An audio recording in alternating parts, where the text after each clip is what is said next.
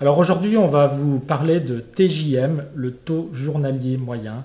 En gros, c'est votre prix de journée que vous allez pouvoir facturer quand on est indépendant ou consultant. On va vous montrer un moyen simple de déterminer ce taux.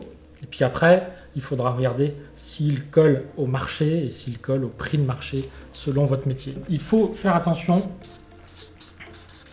Il faut prendre en compte trois éléments. Trois éléments qui sont la rémunération que vous voulez percevoir,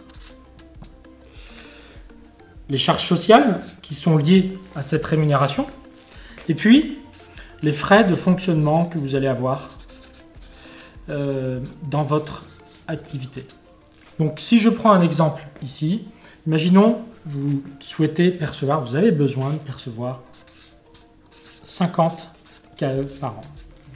Ces 50 KE par an, ils vont générer des charges sociales. Ces charges sociales, pour simplifier, on est autour de 40%. Donc vous allez avoir 20 000 € de charges sociales. En frais de fonctionnement, il faudra les affiner avec votre expert comptable, hein, mais imaginons que vous ayez 10 000 € de frais de fonctionnement. Les frais de fonctionnement, c'est quoi? C'est le téléphone, c'est la voiture, les indemnités kilométriques, Internet, etc. Et donc, vous avez un coût de 80 000. Ce coût de 80 000, en fait, c'est le point mort qu'il faudra atteindre. Et donc 80 000, si vous estimez dans une année pouvoir facturer 120 jours de prestations auprès de vos clients, eh bien vous allez diviser 80 000 divisé par 120 jours, ça va vous donner votre TJM, votre prix de facturation à la journée. Donc 80 000 divisé par 120, ça fait 666 € la journée. Donc vous devrez au minimum facturer 666 € la journée. Donc si on arrondit à 700 €, c'est votre prix moyen.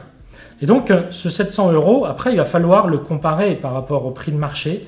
On sait très bien qu'un consultant informatique sur Paris, eh bien, on n'aura pas les mêmes prix qu'un consultant informatique sur Nantes, etc. Donc il faudra confronter ce prix au prix de marché, qui est la vérité en fait, hein, puisque c'est ce prix que les entreprises sont prêtes à payer pour recevoir une expertise. Alors attention à ne jamais brader votre TJM, ne jamais le brader parce que c'est ce qui vous sert à vivre, hein.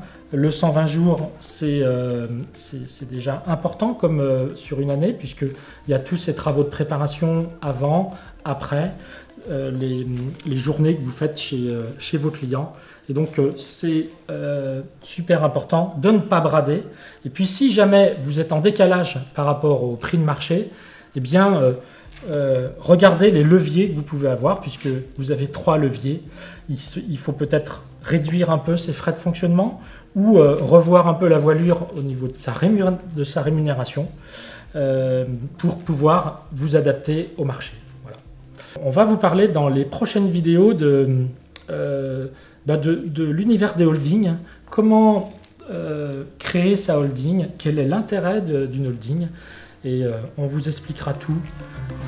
À très bientôt.